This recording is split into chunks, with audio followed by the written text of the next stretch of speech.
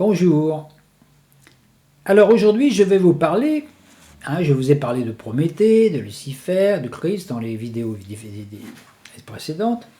Aujourd'hui, je vais vous parler de la responsabilité de l'âme humaine. Car nous avons fait une promesse à l'univers, une promesse au divin, il y a bien longtemps de cela, et nous sommes venus sur cette terre, justement, pour tenir cette promesse.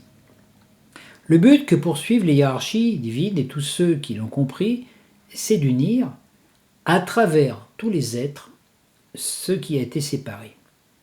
La terre et le soleil. C'est les deux fragments de l'épée brisée, de l'épée Excalibur, réunir ce qui ne fait déjà qu'un, mais qui ne peut le manifester. Le feu de la terre et le feu du ciel, par cette énergie que l'on appelle la flamme de vie, le pont de lumière. Vous voyez, quand dans votre corps, l'énergie Kundalini s'éveille au premier chakra et remonte jusqu'à votre dernier chakra et remonte vers le soleil et la galaxie, à partir de là, vous êtes redevenu une flamme de vie. Voilà, cette flamme de vie qui existait il y a un temps, bien longtemps, à l'époque de l'Atlantide, il y avait une flamme de vie qui unissait le cœur de l'Atlantide au cœur de la galaxie. Et cette flamme de vie a été, pour différentes raisons, dont je parlerai peut-être un jour, a été coupée. Et donc, en chaque être humain, ça a été la même chose. Donc, nous vivons avec une flamme.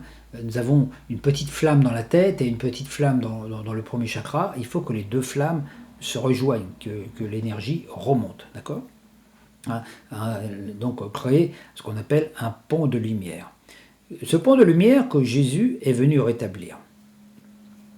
Il y a donc plus de 2000 ans, et qui justement était destiné à mettre fin à la séparation, à cette épée de lumière qui était brisée, cette rupture des deux feux, voilà, donc reconnecter les deux.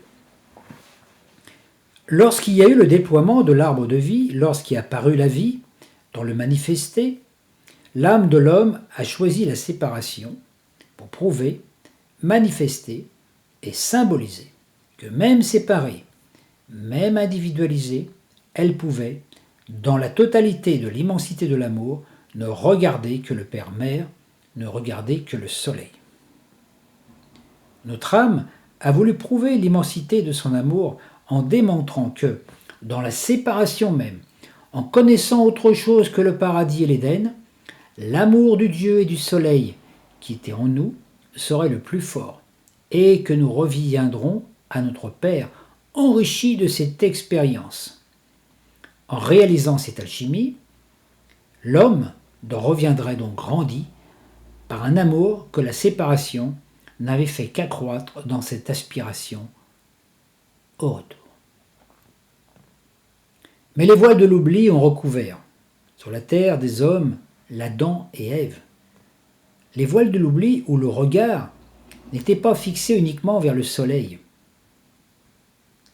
Car nous avons détourné notre regard du soleil, on s'est coupé du feu solaire et du sang-lumière, qui est l'apanage de ceux qui, au festin des noces, participent à la grande communion cosmique de l'unité. Séparés du sang-lumière et du pain de vie, qui est le corps cosmique du Christ, nous avons éteint en nous le feu du soleil qui s'est endormi dans notre corps, dans la base sacrée où dort Kundalini. Nous avons voilé l'esprit, oublié le soleil, et ce feu qui nourrissait notre corps et nos cellules, et en le faisant participer au festin de noces. Mais l'homme, nous, et notre habitat terrestre, nous sommes intimement liés, puisque c'est pour nous et par nous que vit l'âme de la terre. Le corps de la terre, par nous-mêmes, a perdu le feu, ou plutôt le feu de la terre a été séparé du feu solaire. L'esprit de la terre s'est donc endormi dans la terre, comme il s'est endormi en nous. Et c'est donc sur une terre dont on ne comprend pas la vie, dont on ne comprend pas l'esprit, dont on ne sent pas le feu, que nous, ayant aussi la flamme endormie, nous ne regardons plus le soleil, et nous avons séparé ce qui est uni. Car à travers notre corps, que ce soit le nôtre ou celui de la Terre, vit, vibre et rayonne l'unité absolue de l'esprit, et les deux feux sont là, omniprésents. Et c'est cela notre responsabilité. C'est à nous de rétablir ce pont de lumière. La décision de cette expérience a été un acte total de l'amour, de preuve absolue que nous, en tant qu'hommes avec un grand H, nous voulions montrer à notre Seigneur, mais que l'oubli est venu recouvrir. Cet amour qui est là, qui vit et qui vibre dans chaque âme, dans chaque cellule, qui au cours des âges pousse toutes les âmes à retrouver leur patrie originelle. La patrie originelle pouvait à chaque moment être retrouvée par notre âme qui aspirait vraiment. Maintenant, nous sommes à une période où la patrie originelle ne doit plus être retrouvée par les âmes de manière individuelle. Est venu le moment où doit revenir l'esprit dans les hommes pour former l'homme, l'esprit dans la terre pour unir les feux. Le signe du Verseau, c'est l'avènement du Fils de l'homme, c'est-à-dire que toute l'humanité crée, toute l'humanité, chaque âme, est une parcelle d'un grand corps qu'on appelle l'humanité. L'humanité est le Fils, doit devenir le Fils de l'homme. Et c'est pourquoi l'ère du Verseau est importante, car à l'ère du Verseau, l'homme doit se rappeler sa promesse d'amour. Il doit revivre sur la terre dont il est responsable pour respecter sa grande promesse. Prouver qu'après les âges et les âges, le dur chemin parcouru, la chute et les remontées, et la grande alchimie, subsiste dans notre cœur l'appel de l'amour, l'appel au retour, et que l'oubli s'est évanoui. Rappelez-vous le 11e travail d'Hercule. Il détourne 4 rivières pour nettoyer les écuries d'Augias. Ces 4 rivières sont en nous les 4 énergies des éléments, le feu, la terre, l'air et l'eau qui, unifiés, créent le 5e élément qui va nous purifier. Le travail du Verseau consiste à se libérer lui-même, individuellement, de toutes les chaînes, de tous les conditionnements émotionnels qui lui ont donné l'impression d'être séparé des autres, séparé du soleil, séparé de la terre, séparé des autres règnes, et aussi, dans son corps, cette impression que les organes fonctionnent individuellement, sans être unifiés l'un avec l'autre, que les cellules du corps, des cellules de l'estomac, ne fonctionnent pas en harmonie avec les cellules du foie ou les cellules du cœur ou de la tête. L'homme doit réaliser la fraternité en lui, la fraternité cellulaire, prendre conscience que toutes ces cellules de son corps sont unifiées, sont une. Il doit donc travailler, l'être du Verseau doit donc travailler pour nettoyer tous les scories de son corps émotionnel, mental, éthérique, physique, pour rétablir la fraternité cellulaire en lui.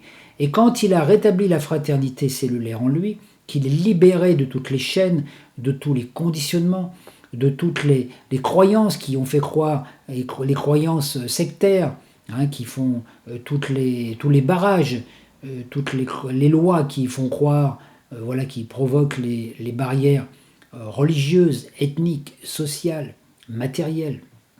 Quand il a nettoyé tout ça en lui, l'homme devient l'incarnation de la force. Cette force que l'on parle un petit peu aussi dans le film Star Wars, cette force qui est la force d'unité, la force d'amour, cette force que Jésus a activée lors de son passage pendant les 3 jours dans le tombeau pour renaître dans un nouveau corps. Jésus est mort à son corps prométhéen pour renaître dans son corps de lumière. Et ça, c'est le travail de tous les êtres qui vivent actuellement sur la terre, et notamment les êtres qui sont nés sous le signe du Verseau ont aussi ce travail à faire en eux, devenir une fraternité cellulaire, être en harmonie avec le monde minéral, le monde végétal, le monde animal, le monde humain, toutes les races, toutes les religions, ne plus lutter. C'est une réévolution intérieure. Et la planète Uranus est là pour l'accompagner dans ce travail. Donc vous voyez, dans l'ère du Verseau, nous allons vivre. Il nous est promis de vivre dans une unité, dans une humanité unie, fraternelle, soudée par le même esprit, une énergie d'amour, d'entraide, de fraternité, de solidarité, pour construire ensemble quelque chose de nouveau.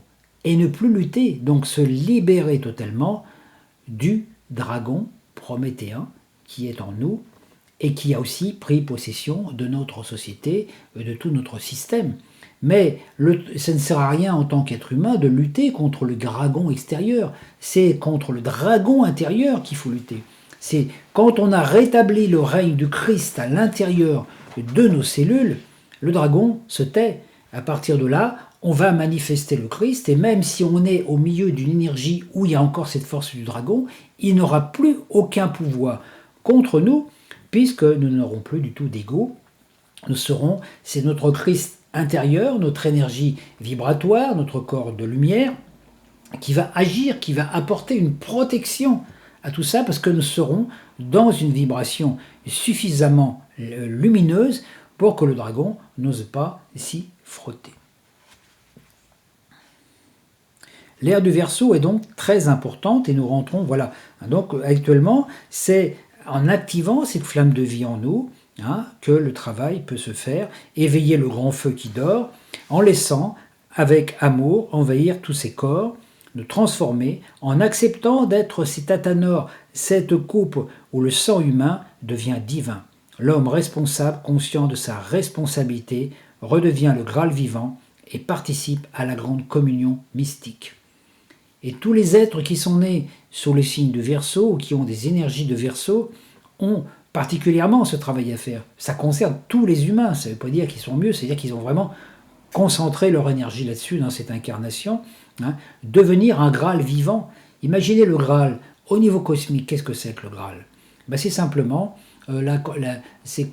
l'énergie qu'on retrouve en Kabbale ou en astrologie par la planète Uranus qui représente le Graal cosmique, c'est-à-dire toutes les constellations, les 12 constellations réunies, formant un gros chaudron au sein de la Voie lactée.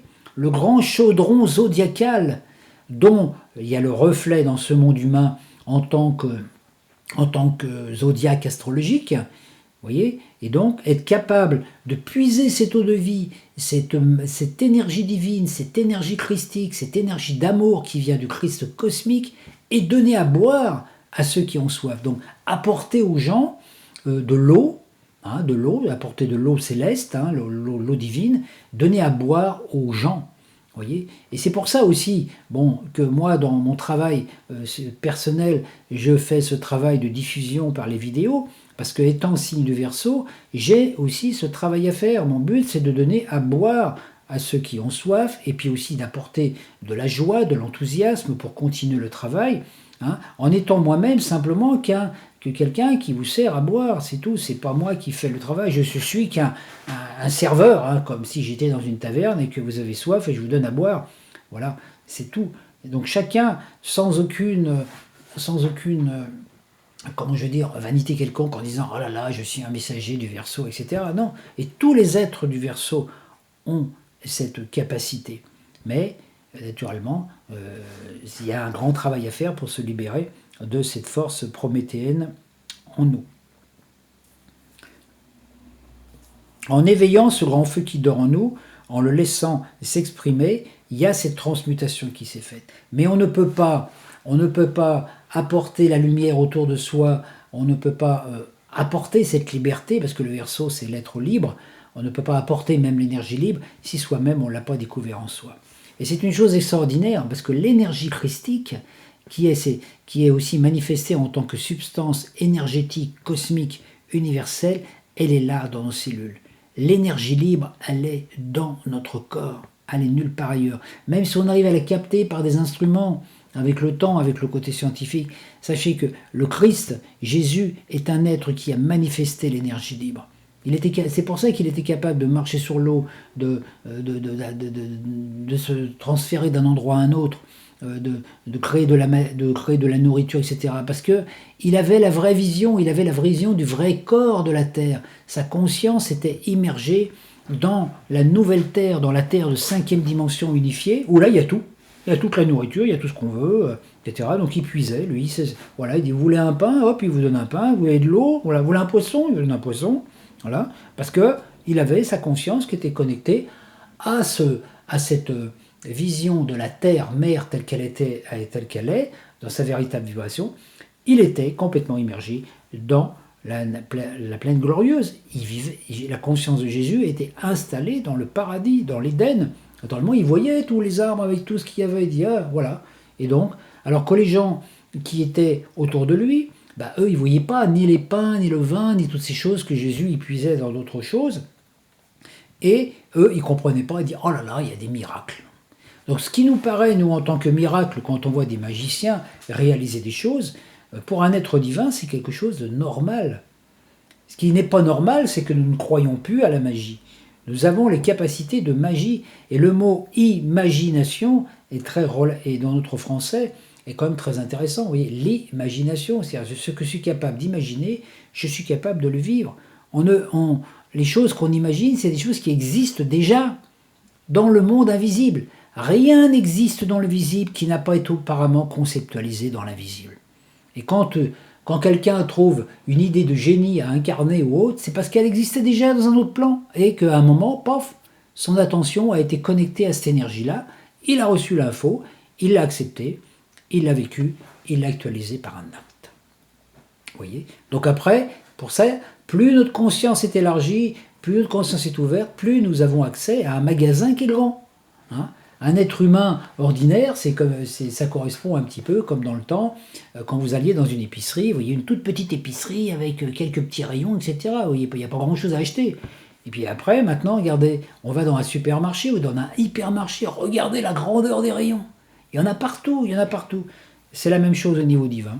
Quand notre conscience est élargie, elle est dans le supermarché cosmique.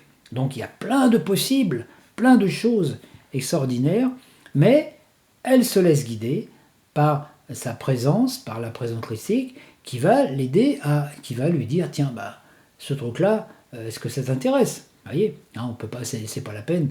Quand on va dans un hypermarché, on n'achète pas tous les produits. On n'a plus qu'à choisir. C'est donc nous, l'homme, qui doit ressouder l'épée brisée, rétablir le pont de lumière, et unir en nous le feu des profondeurs, le feu du soleil, et devenir un unificateur, alors, pour réparer cette énergie qui fait que nous avons été celui qui sépare. L'homme a été celui qui sépare, car, comme Prométhée, il a employé le feu de la vie, qui, bien que dormant en lui a donné le pouvoir créateur, pour créer précisément tout ce qui sépare, pour s'établir dans son orgueil, dans son ego, et pour ne pas regarder l'autre comme lui-même et comme son ennemi. Alors regardez la puissance, regardez, l'homme a créé ce qui sépare. Qui est-ce qui a créé les barrières ? Qui est-ce qui a créé les frontières entre les êtres humains ? Les frontières religieuses, mais aussi les frontières de pays. Hein ? Regardez la Grande Muraille de Chine. Hein ? Regardez par exemple le mur de Berlin à un moment. C'est l'homme qui crée des frontières, c'est pas Dieu. Alors on peut se demander qu'est-ce que le mal ? Quelles sont ces forces qui nous assaillent et nous empêchent de retrouver la patrie divine ? Qu'est-ce que ce roi noir qui nous fait tellement peur, ce seigneur de l'ombre ? Et voilà. Donc en fait, le mal, les ténèbres, le roi noir, on en est responsable, c'est nous qui le nourrissons. C'est nous qui l'avons créé en oubliant la promesse. Le mal n'a pas d'autre racine qu'en nous-mêmes, les hommes. C'est important de voir à quel point que cette énergie que l'on appelle Satan, celui qui résiste, n'existe parce que nous avons oublié l'amour et que nous sommes comme lui, nous résistons à la lumière. Le problème du mal se résout par l'amour. Dès que l'on est amour pour tout ce qui vit, pour tout ce qui est, on unit le feu des profondeurs et le feu solaire, on se lance dans cette flamme de vie qui est le pont de lumière, et s'il n'y a que l'amour, il n'y a plus de mal, car l'amour rétablit l'unité, la promesse du commencement des temps.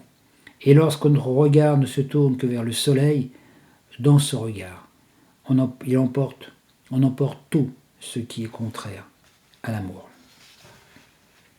Au lieu d'avoir peur du roi noir, du roi des ténèbres et du mal, il suffit d'aimer, et peu à peu, ils n'existeront plus. Ils ne sont alimentés jour par jour que par nos pensées, notre psychisme, nos haines et nos peurs.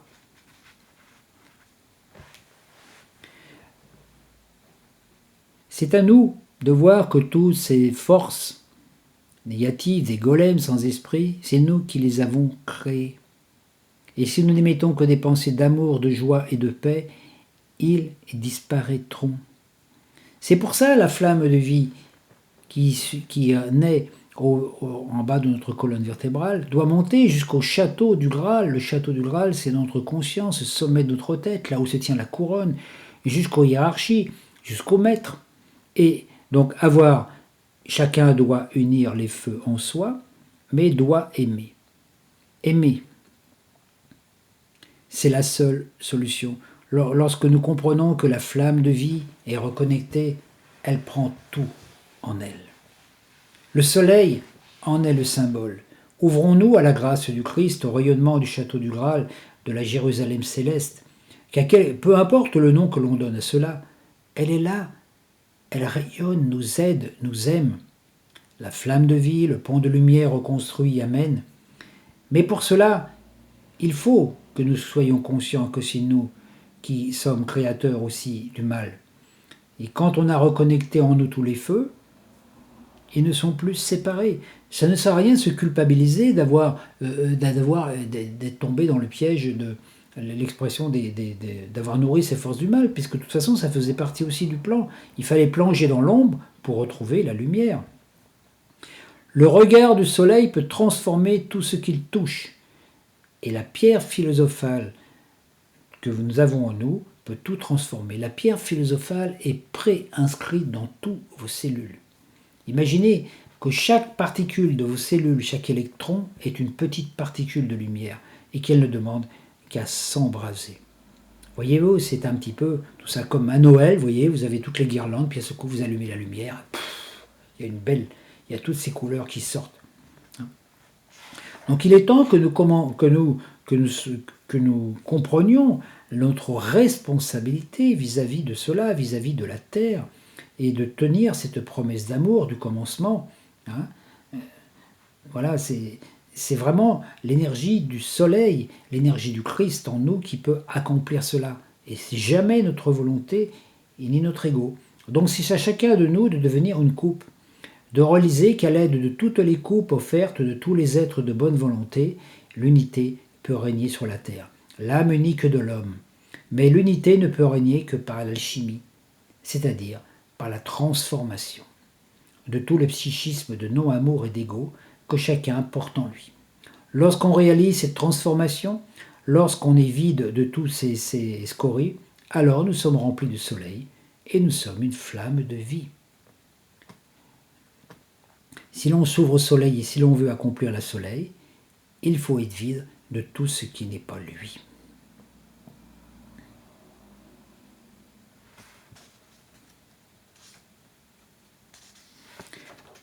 C'est le travail qui est à accomplir maintenant, dans notre vie. Après, tout ce que l'on peut vivre à l'extérieur, tout ce que l'on voit dans ce monde, n'est que les derniers relents du plan prométhéen. Donc, il ne faut plus donner de force aux forces de l'ombre en nourrissant, mais simplement nourrir la lumière. Au lieu de regarder l'ombre, essayer de lutter contre, regarder la lumière et l'activer. C'est la seule chose qui est importante à faire. Et les grands maîtres, l'hiérarchie, les seigneurs de la flamme, le Christ roi rayonnent sur nous et sur la terre pour qu'à travers notre corps s'accomplisse la promesse de l'origine. Merci de votre écoute.